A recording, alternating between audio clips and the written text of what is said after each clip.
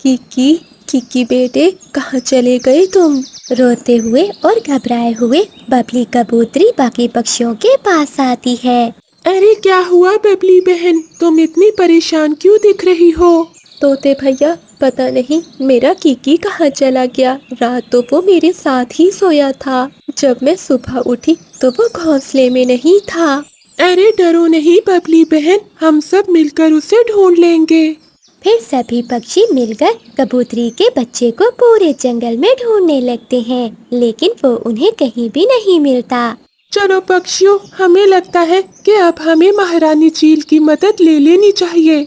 फिर वो सभी पक्षी मिलकर महारानी चील के पास जाते हैं और बबली कबूतरी चील महारानी को सारी बात बताती है।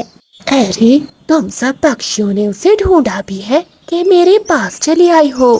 चील महारानी, हमने उसे बहुत ढूंढा लेकिन वो जंगल में हमें कहीं भी नहीं मिला।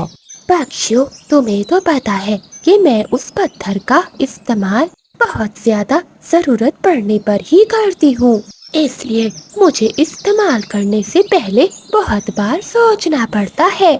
चील महारानी जी, मेरा दिल फटा जा रहा है। आप जल्दी से पता चलाइए कि मेरा कीकी कहाँ है।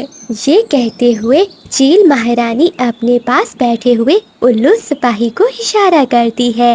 उल्लू गुफा में जाता है और वहाँ से एक नीला पत्थर लेकर आता है और फिर उल्लू उस नीले पत्थर से कहता है, ए जादुई नीले पत्थर, हमें बताओ कि कीकी कहाँ है। इतना कहते ही पत्थर में से आवाज आती है, छोटा कीकी कबूतर इस समय काली पहाड़ी में एक सूखे हुए पेड़ के नीचे बैठा है। मेरा बेटा कीकी। चलो कबूतरी बहन, जल्दी से काली पहाड़ी चलते हैं। फिर वो सभी पक्षी काली पहाड़ी पर जाते हैं और वहाँ से छोटे किक्की को सही सलामत वापस लेकर आते हैं।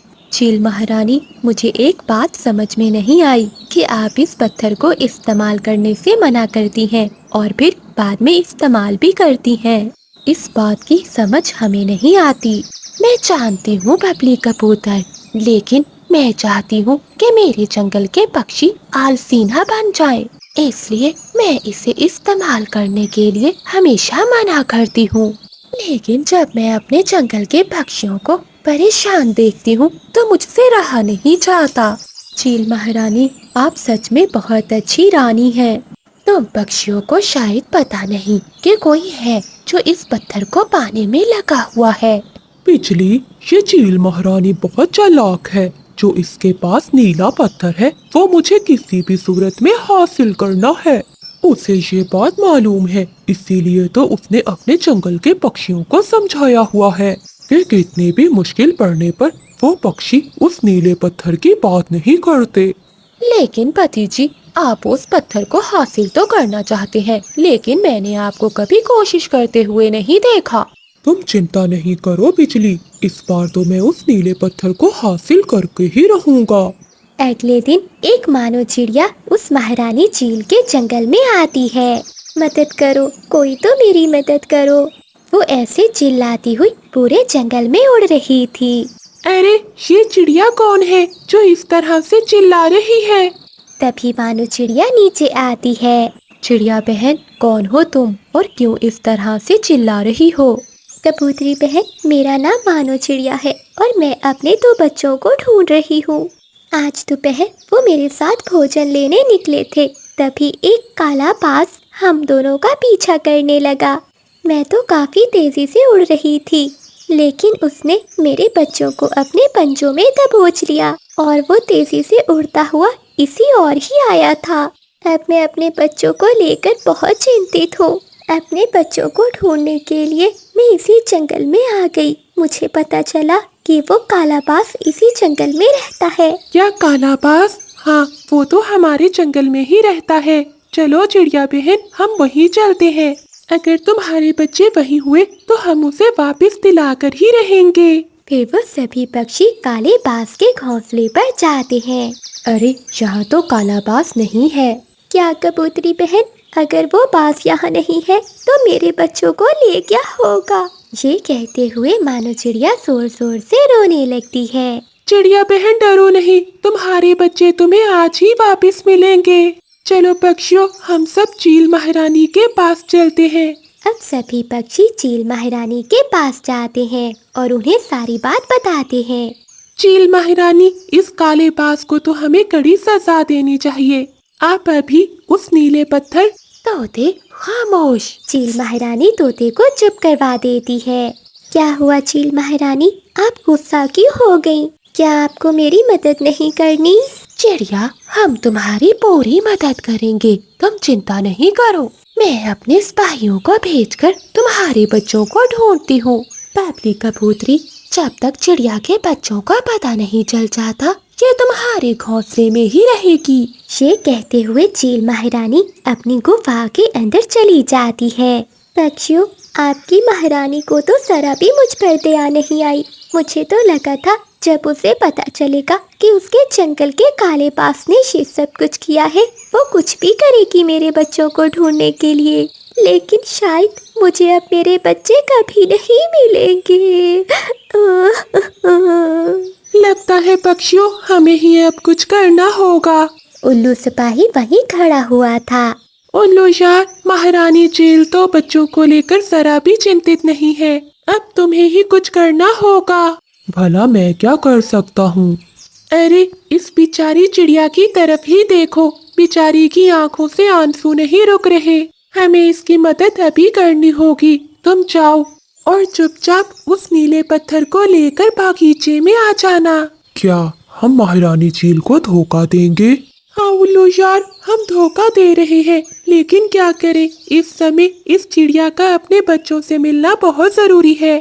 फिर सभी पक्षी मिलकर उल्लू सिपाही को राजी कर लेते हैं। रात को जब महारानी चील सो रही थी तो उल्लू सिपाही चुपके से गुफा के अंदर जाता है और चुपचाप उस नीले पत्थर को उठा कर ले जाता है। चील महारानी, मुझे माफ करना, लेकिन उस चिड़िया माँ के आंसू अब हमसे देखे नहीं जा रहे। फिर उल्लू सिपाही वो पत्थर लेकर बागीचे में जाता है जहाँ पहले ही सारे पक्षी जमा हुए थे। वो देखो, उल्लू पत्थर ले आया। चिड़िया, अब चिंता नहीं करो, तुम्हारे बच्चों का पता चल जाएगा। ये सुनते ही चिड़िया सभी पक्षियों की ओर देखने लगती है और न जाने क्यों उसकी आंखों से आंसू आ जाते हैं। तभी उल्लू उस पत्थर से कहता है, ए जादुई नीले पत्थर। अभी उसने इतना कहा ही था कि उड़ते हुए तेजी से बादल कव्वा आता है और उस पत्थर को चुरा कर ले जाता है। सभी पक्षी ये देखकर हैरान और परेशान हो जाते हैं। अरे कव्वे, इस पत्थर से दूर रहो। अरे पक्षियों, मैं कोई पागल हूँ जो इस पत्थर को दूर रखूंगा? इस पत्थर को पाने के लिए ही तो मैंने ये सब चाल चली थी। मेरे बच्चे गुम हो गए हैं, मुझे उसे ढूंढना है। कव्वे की ये बातें सुनकर सभी पक्षी मानो चिड़िया की ओर देखने लगते हैं, जिसके चेहरे पर बहुत मायूसी दिखाई दे रही थी। चिड़िया, हमने तुम्हें इतना प्यार दिया और तुम्हारी वजह से हमने अपनी चील महारानी को धोखा दिया और तुम हमारे साथ ही ये सब कर रही थी। तभी बादल कव्वा वो पत्थर लेकर वहाँ से चला जाता है। चिड़िया की आंखों से आंसू आ जाते हैं और वो रोने लगती है। चिड़िया, तुम अब हमें ये अपने झूठे आंसू मत दिखाओ, तुम्हारी असलियत सबके सामने आ गई है। तभी चील महारानी भी वहाँ आ जाती है। चील महारानी, हमें माफ कर दो, हमने आपकी बात नहीं मानी। हमारी गलती की वजह से वो जादुई नीला पत्थर वो कव्वा ले गया। मैं इसीलिए तो तुम सब पक्षियों से कहती थी कि उस पत्थर के बारे में बात ना करो। अब देखा ना, वो गलत पंखों में चला गया है। दोस्तों, मुझे बहुत दुख है, मैंने आप सबके साथ अच्छा नहीं किया, लेकिन इस सब में मेरी मजबूरी थी। कव्वों ने मिलकर उस काले बाज के साथ मेरे बच्चों को कैद कर लिया था। उन्होंने मुझसे कहा कि अगर मैंने वो पत्थर हासिल करने में उनकी मदद ना की तो वो मेरे बच्चों को मार देंगे। इसलिए मजबूरी में मुझे ऐसा करना पड़ा, मैं धोखेबाज नहीं हूँ। मानो चिड़िया की असली परेशानी सुनकर चील महारानी भी हैरान हो जाती है। तुम सब पक्षियों को अपने किए का पछतावा है और मानो चिड़िया, तुम्हें भी अपने किए का पछतावा है। तुम सब पक्षी मेरे साथ चलो, मैं तुम्हें कुछ दिखाना चाहती हूँ। सभी पक्षी चील महारानी के साथ उसी गुफा में जाते हैं। चील महारानी उन्हें गुफा के अंदर एक नई गुफा में ले जाती है। सभी पक्षी ये देखकर हैरान हो जाते हैं कि वहाँ एक और नीला पत्थर था। अरे ये नीला पत्थर यहाँ कैसे? महारानी, वो नीला पत्थर तो मैं ही लेकर गया था ना। पक्षियों, मैं इस जंगल की महारानी हूँ और हमेशा आगे चलकर ही सोचती हूँ। जिस दिन मानो चिड़िया इस जंगल में आई थी, मैंने उसी दिन ये नीला पत्थर यहाँ रख दिया था और इसकी जगह एक नकली पत्थर वहाँ रख दिया था। मतलब यही असली जादुई पत्थर है। हाँ बबली कबूतरी। ये सब सुनकर सभी पक्षियों की जान में जान आती है और वो सब बहुत खुश होते हैं। ए जादुई नीले पत्थर, मानो चिड़िया के बच्चे जहाँ भी है उन्हें यहाँ ले आओ। चील महारानी के इतना कहते ही वो पत्थर चमक उठता है और उसमें से दो प्यारे प्यारे चिड़िया के बच्चे बाहर आते हैं, जिन्हें देखकर मानो चिड़िया बहुत खुश हो जाती है। मेरे बच्चे, मेरे बच्चे। मानो चिड़िया अपने बच्चों से मिलकर बहुत खुश होती है। दूसरी ओर वो कौवे पत्थर को पाकर बहुत खुश हो रहे थे। बिजली, अब हम इस दुनिया में कुछ भी पा सकते हैं। बादल जी, जल्दी से इस पत्थर से मांगिए मेरे लिए ढेर सारा सोना और मुझे इस जंगल की महारानी बना दो। हाँ हाँ बिजली, मांगता हूँ। फिर बादल कौवा उस पत्थर से कहता है, ए जादुई पत्थर, जल्दी से मुझे इस जंगल का राजा और मेरी पत्नी को रानी बना दो। लेकिन कोई भी जादू नहीं होता।